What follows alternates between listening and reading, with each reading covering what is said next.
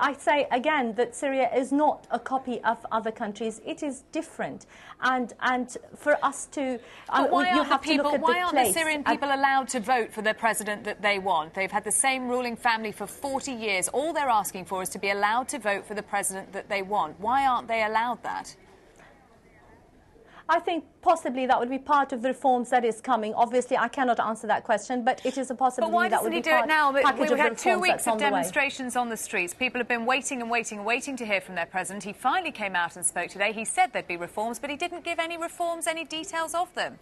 Surely that's going to lead to more unrest. But I'm sorry, I don't think it's a job of the president to give the details of the reforms. Well, he did say that there were committees that are going to be working on them. He said that there would be committees and experts working on them and that it is their job to do this.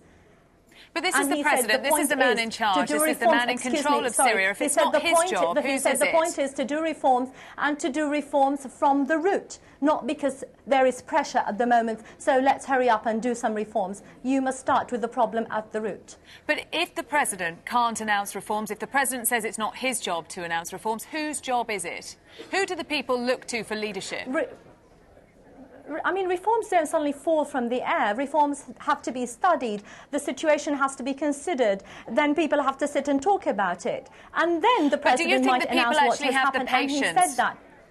I'm sorry to interrupt you, but do you think the people actually have the patience while the president and his committee sit and study what reforms they might want to put in? We've seen in Egypt, we've seen in Tunisia that people don't have that patience.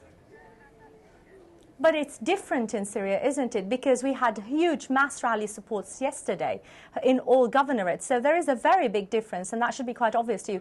And Sarah, I mean, if people want proper reforms, if they want credible reforms, then they can wait a matter of 6 months, possibly. I don't know about 6 months. I'm just assuming.